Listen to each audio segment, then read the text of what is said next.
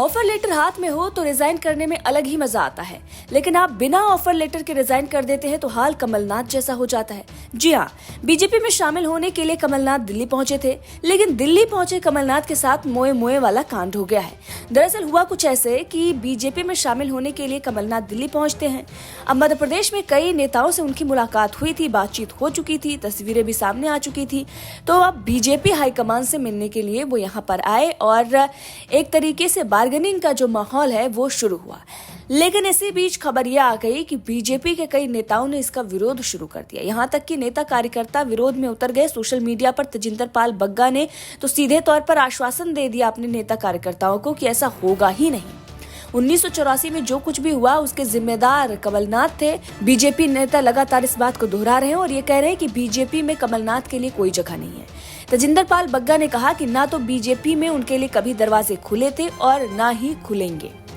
इसके साथ ही बताया भी जा रहा है कि ज्योतिरादित्य सिंधिया ने भी बड़ा ऐलान कर दिया था और अंदर खाने की बात चल रही थी कि ज्योतिरादित्य सिंधिया ने यह कह दिया था बीजेपी हाईकमान को कि अगर कमलनाथ बीजेपी में शामिल होते हैं तो फिर वो वापस कांग्रेस में चले जाएंगे और कांग्रेस से उन्होंने बातचीत करना भी शुरू कर दिया था।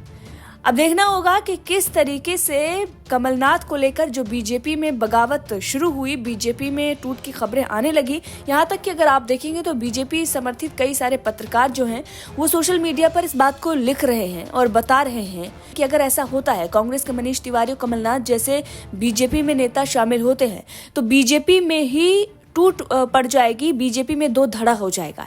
एक तो मूल कैडर और दूसरा जो ये तमाम पार्टियों से लोग आ रहे हैं बीजेपी में वो। और ऐसे में 2029 में बीजेपी पूरी तरीके से टूट चुकी होगी। अब जब ऐसे ही इस तरीके खबरें आने लगी तो शायद बीजेपी हाईकमान को इस बात का अंदेशा लग गया कि अब ऐसा नहीं करना चाहिए और कमलनाथ को लेने से भारी नुकसान हो सकता है। अभी नीतीश कुमार का मामला शांत नहीं हुआ है। नीतीश कुमार एनडीए में शामिल हुए हैं, उसके बाद से ही नेता और कार्यकर्ता नाराज दिखाई दे रहे हैं। तो बीजेपी कोई बड़ा बखेड़ा नहीं खड़ा करना चाहती और न ही बीजेपी लोकसभा चुनाव में किसी भी तरीके से लूप होल छोड़ना चाहती है, इसलिए कमलनाथ को नहीं लिया गया। हालांकि अभी भी खबर यह चल रही है कि नकुल नाथ हो सकता है बीजेपी में शामिल हो सकते हैं। लेकिन अब सज्जन सिंह वर्मा जो ये पहले कह रहे थे कि कमलनाथ को मान सम्मान नहीं मिला है कांग्रेस में और शायद इसीलिए वो बीजेपी में शामिल होने जा रहे हैं, उनके भी सुर बदले बदले नजर आ रहे हैं। दरअसल सज्जन सिंह वर्मा ने जैसे ही ट्विटर बायो में बदलाव किया गया नकुल नाथ के द्वारा, वैसे ही उन्होंने अपने ट्विटर बायो में बदलाव कर लिया। लोगो कांग्रेस का हटाकर जय श्री राम के पोस्ट उन्होंने कर दिए। यहाँ तक कि कमलनाथ के घर पर भी जय श्री राम का झंडा लगा दिया गया। तो ये बड़े बदलाव कमलनाथ और उनके समर्थकों के बीच में देखने को मिला, लेकिन उसके बाद भी बीजेपी ने उन्हें शामिल नहीं कराया। अब जब बीजेपी में कमलनाथ नहीं गए हैं तो उनके करीबी सज्जन सिंह वर्मा का क्या कुछ कहना है वो आप सुनिए और इससे पहले उन्होंने क्या कहा था वो भी आपको सुनाएंगे। हाँ, देखिए अभी मेरी चर्चा हुई, कमलनाथ जी चार्ट लेके बैठे हुए थे। लोकसभा चुनाव कि टिकटें मध्य प्रदेश में कैसे बटेंगी, जाति समीकरण क्या होंगे। उन्होंने कहा मेरा पूरा ध्यान अभी इस तरफ है कि मैं मध्य प्रदेश की 29 सीटों पर जाति समीकरण बैठाऊं, कौन किन लोगों को देने से कांग्रेस मजबूत होगी। अभी मेरा इस तरह का किसी से कोई विचार ही नहीं है, ना मैंने किसी से चर्चा की। मैंने कहा मीडिया वाले बोल रहे हैं कि आपने इनकार भी नहीं किया। उनका कहना कि मीडिया वालों को ही बनाया हुआ प्रश्न है और वही जवाब दें। बोले मैंने तो किसी मीडिया को आज तक नहीं कहा कि मैं कहाँ जा रहा हूँ, कहाँ नहीं जा रहा हूँ। सर इतने सवा महीने से जो अटकलें लग रही थी तो सर वो अटकलें अब खत्म हो गई। कांग्रेस ये मान के चले कि कमलनाथ अब भाजपा नहीं ज्वाइन करेंगे? नहीं, अब कोई मान के चले ना चले, जब तक जिस व्यक्ति के संदर्भ में बात उठती है वो व्यक्ति जब तक अपने मुंह से कोई शब्द ना कहे तब तक कोई भी कैसे मान सकता, मीडिया हो या आम जनता हो। आपको तो कह दिया ना सर उन्होंने? नहीं, मुझे कोई बात नहीं। अभी तो मैं जब बात की मैंने कि मीडिया ये सवाल उठा रहा तो उन्हें मीडिया वाला एक भी मेरे सामने लाओ जिसको मैंने कहा हो। मीडिया वाले खुद ही बात उठा रहे हैं और खुद ही जवाब दे रहे हैं। और मैंने मीडिया को कहा कि जब भी कोई इस तरह का मसला होगा सबसे पहले मैं किसी और को बताए बिना मैं आपको बताऊंगा। और इस तरह के निर्णय सामूहिक निर्णय होते हैं, कोई इस तरह का निर्णय। और मैं एक लंबे समय से नेहरू गांधी परिवार, वो हमारे पारिवारिक रिश्ते हैं, राजनीतिक रिश्ते नहीं है। ये तो बनाया हुआ प्रश्न। मैंने उनसे यही बोला कि मीडिया में जाऊंगा तो यही पूछेगी कि ये प्रश्न उठ रहा है उस आपने एक बार भी बोले, मैंने जब किसी बात को हाँ ही नहीं कही तो ना किस बात की करूँगा। राहुल गांधी की बात अब वो देखिए, वो तो न्याय, जो परिवर्तन आ रहा है, देखिए न्याय यात्रा मध्य प्रदेश में आने वाली है।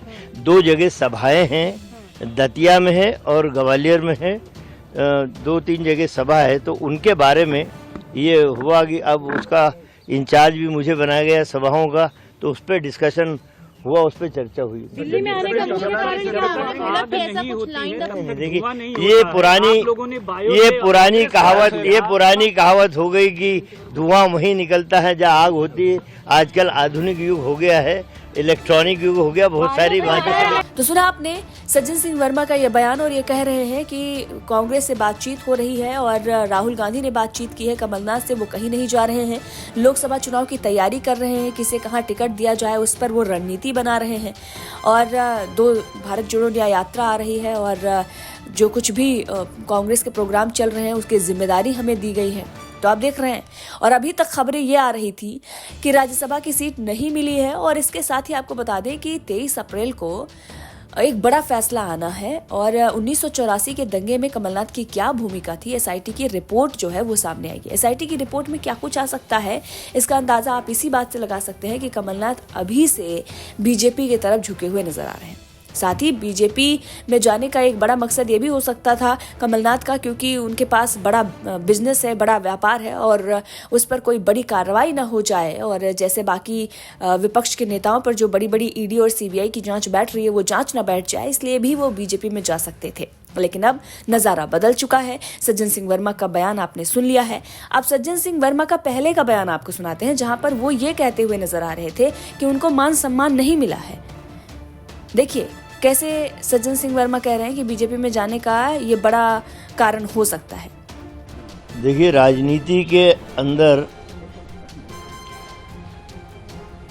3 चीजें काम करती हैं, मान, अपमान और स्वाभिमान।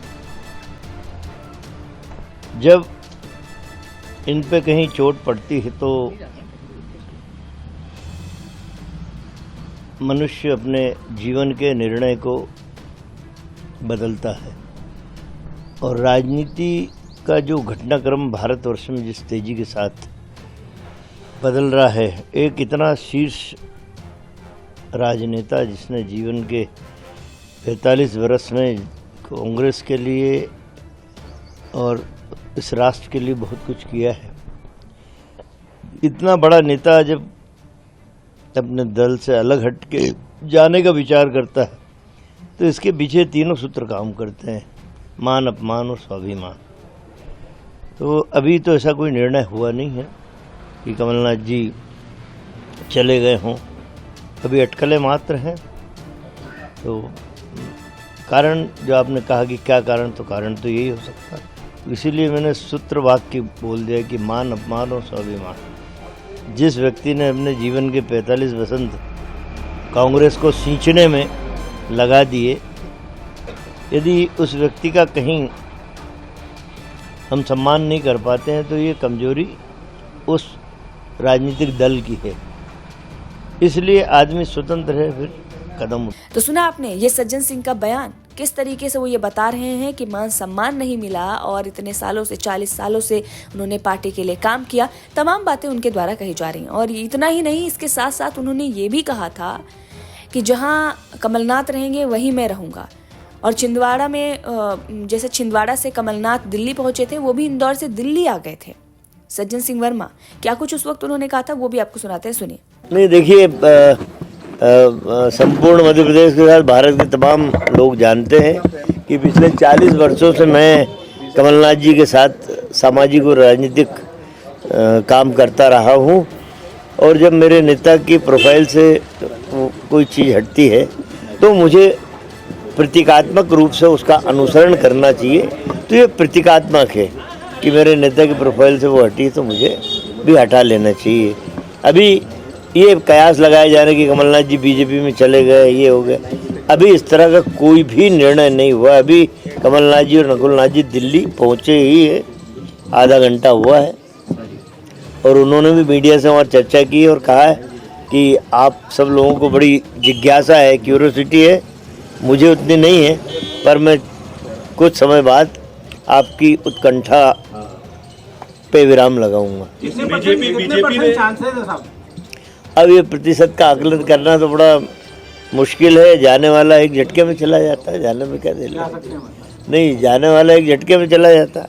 तो अभी खुद उन्होंने मीडिया को कहा कि अभी ऐसा कोई निर्णय हुआ है। नकुलनाथ जी का बयान भी ऐसे में सामने आता है कि जहां कमलनाथ जी लेके नहीं गए उस दिशा में वो लेके जाएंगे छिंदवाड़ा को आगे। इस बयान का क्या मतलब, सीधा सीधा सा मतलब है? देखिए, एक सांसद की प्रतिज्ञा यही होती है कि मैं अपने क्षेत्र को इतना विकसित बना दूं, इतना खूबसूरत बना दूं कि वो आइडियल बन जाए अन्य संसदीय क्षेत्रों के लिए। तो वर्तमान परिदृश्य जो है, सरकार से मदद लेके वो अपने क्षेत्र में कुछ योजनाएं बना रखी होंगी, उस संदर्भ में उन्होंने कहा।